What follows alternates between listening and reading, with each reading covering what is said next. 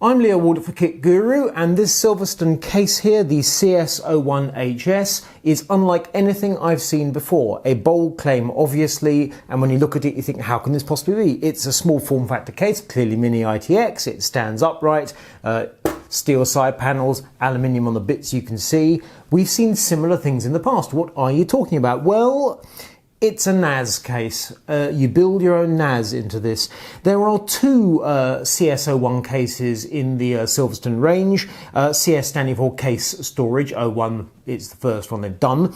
The regular CS01 costs £99.99 in the UK, and it accommodates two 2.5 inch drives and two 3.5 inch drives. So you could run the thing off, say, an SSD, and then have a couple of 3.5 inch drives to give you your storage.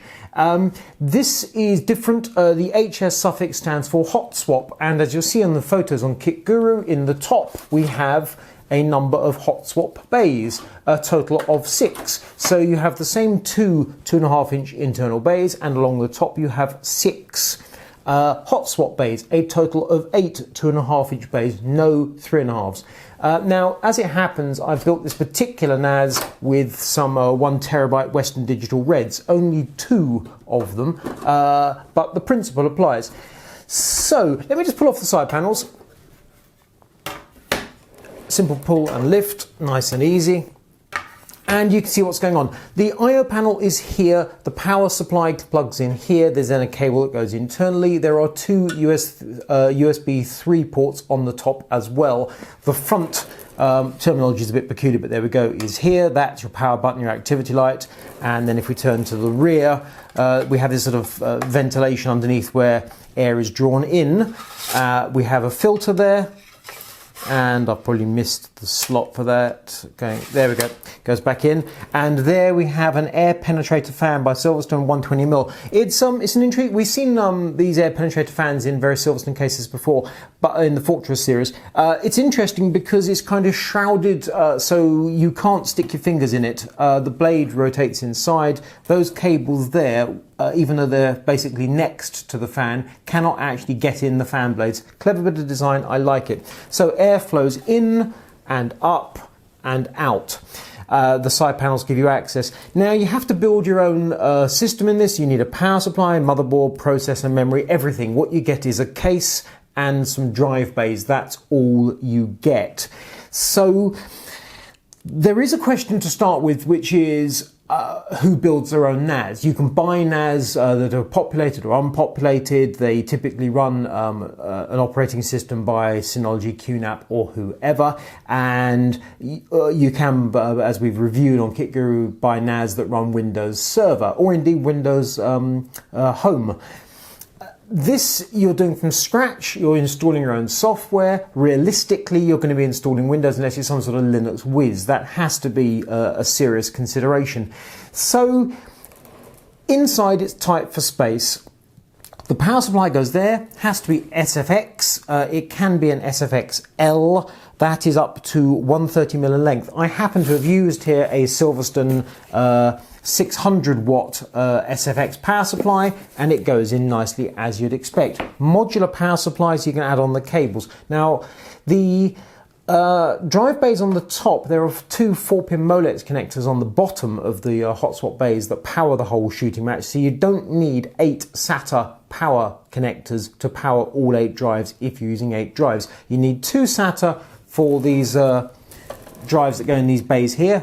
You'll be logically using one of those for your operating system. You might use the second for who knows what. And then you need 2 Molex to run the hot swap bays. No graphics output, or rather unlikely to have graphics output. There is a half height output expansion slot on the motherboard, which is, lose my orientation. Right, so there's my graphics card here, and then we have a half height slot above. Common sense says you're going to use a motherboard that has integrated graphics just to make life easy, although you may be using a half-height card for some reason, perhaps to run more SATA. That has to be a possibility as well, or indeed RAID. If you're doing that, you're getting into complicated and expensive territory, but fair enough. Now, that connector there is the USB 3 header that connects to the 2 USB 3 ports on the top, hidden in here. I haven't got it connected because the motherboard I'm using is this Z87i Pro from Asus, which is a 4th gen Intel, and it doesn't have an onboard USB 3. Mini ITX, they're so tight on space that actually finding a motherboard that has the necessary connectors. USB 3 after all is a relatively large header.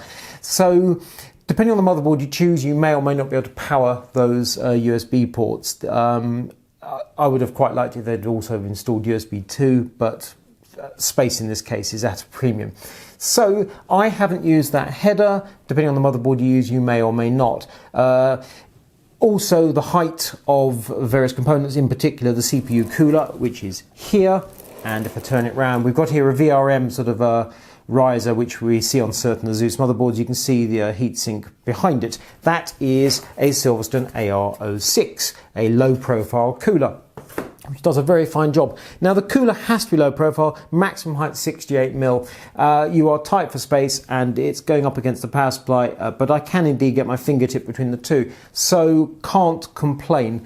The processor I've chosen is a Pentium Anniversary, the G3258, so that's got graphics, it's got dual core, it does a job. When you compare a Pentium anything or Core i anything to the ARM processors you typically see in a NAS, it's bundles and bundles of processing. Clearly upgrading the memory in your motherboard, any PC motherboard, 4 gig, 8 gig, 16 gig, whatever you want to choose, compared again to NAS where you buy 1 or 2 gig and you have to pay for 4 or 8. In this instance, you just go for it. The hardware goes inside very neatly. Cabling SATA, on the other hand, bit of a headache, as you'd imagine. This motherboard, the SATA over here, as I say, I've used 2 of the hot swap bays and 1 of these bays here. There's no CZ SSD hidden out of sight, a Vector 180, and that's 3 drives, 3 SATA cables, not the end of the world. When we go around here, on the other hand, it's a bit of a jungle. That's all the power doohickey coming out, going around to the motherboard. Obviously, it's not got a very long run from power supply here to the motherboard there, but the cables are typical power supply cables. Even SFX being small, you still get more cable than you want. Nonetheless, the airflow works. There's no point to talk about temperatures and such like, because essentially it's stone cold. Obviously the processor in a NAS does no work whatsoever. The SSDs and hard drives do next to no work. They just sit there ticking away. In this instance, the Silverstone Gold power supply is very efficient, and then that great big 120mm fan there blows the air out. It's just icy cold, dead quiet. In that respect, nothing whatsoever to report. The question about why you'd build your own NAS, I've hummed and hawed about this. Historically, to my mind, you used to build your own NAS. I'm going back many years now. It basically is a PC. You bought yourself a new PC, built yourself a new PC, took your previous PC, whacked in a few drives, called it a NAS, and it was a tower PC, probably beige or whatever. And that was fine, running Windows, whatever version we had at the time. It worked after a fashion. The networking side of it is generally where you had to work hardest. This, on the other hand, requires you to come up with hardware that fits a certain spec. Mini ITX for one thing, low profile cooler, ideally onboard graphics. You can indeed add in, if you want, a SATA or a RAID card there to give you more SATA connections, so you could theoretically run all 8 of the bays, although I think that is most unlikely. On the other hand, if you run 2, 3, 4, you've got room for expansion. This is a good thing. 2.5-inch drives by their very nature are relatively small capacity. I'm assuming you're not going to be getting into thinking about, SAS and such like. We're talking RAID, we're talking NAS drives such as WD Red, or possibly laptop drives if you're being cheap. Please don't do that. So WD Red, say you go for the 1 or 2 terabytes. You can have a fair amount of storage, but obviously compared to a full-blooded NAS with 3.5-inch desktop drives, we're talking 6 or 8 terabytes. In that respect, you're talking tiddly amounts of storage. So that suggests to me what you want is a small NAS. Well, we've seen 2 and indeed 4-bay NAS that are the same height and size, albeit the NAS is typically laid down.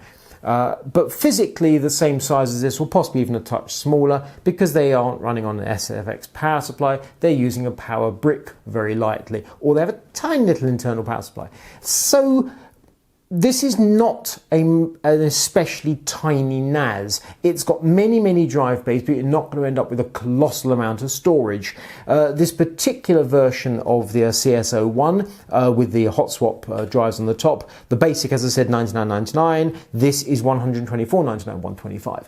So you're paying a fair amount of money for the case. Then you've got to add on motherboard, processor, memory, the power supply, the cooler, and obviously all your drives. You're going to run to and an operating system. You're going to run to some serious expense. So what that says to me is this. There are many NAS on the market. This SilverStone case is the outline of a unique NAS, a NAS that I've not seen before. The case is lovely. The design is very good. If you're using it, as I am in this instance, SilverStone cooler and SilverStone power supply on a mini ITX motherboard, the hardware works really well.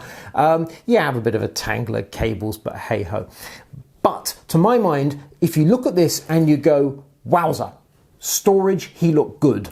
Money, I don't care, I want. Then buy it. It does a really good job. On the other hand, if you're not interested in building your own NAS, sourcing all the various components, making sure they fit together and all that sort of fun and games, you don't want to install an maybe you don't use Windows. Maybe you prefer the operating systems offered by QNAP and Synology and Thecus and others. Fair play. I mean, there are dedicated specialized bits of software. This makes perfect sense. If, on the other hand, you want to go with either your own version of Linux or indeed Windows, good on you. I admire you. You're going to be paying plenty for the privilege. You're going to end up with a unique storage solution. But if you've looked at this and you've gone, yes, that is for me. There are lots of problems to overcome. I can do this. I know what I'm doing. Then that's wonderful. In the meanwhile, for most of us, I would suspect this is an exotic piece of hardware that plays little part in our lives. We want storage to be something you park in the corner and forget about. This is going to require more involvement in the first place, but once it's up and running, you can, as with all NAS, park it and leave it to one side. But the single biggest issue for me is the fact you're using 2.5-inch storage, by definition much lower capacity than the 3.5. But if you don't need 40 terabytes of drives, if you simply need your office to have access to 2, 3, 4, 6 terabytes, you can do that with 2.5-inch drives, no problem at all. The money, well, what can you say? You're paying for it, but then there's a lot of hardware on offer here. So, I'm Leo Woodard for Kit Guru. This is the SilverStone CS01-HS NAS storage case.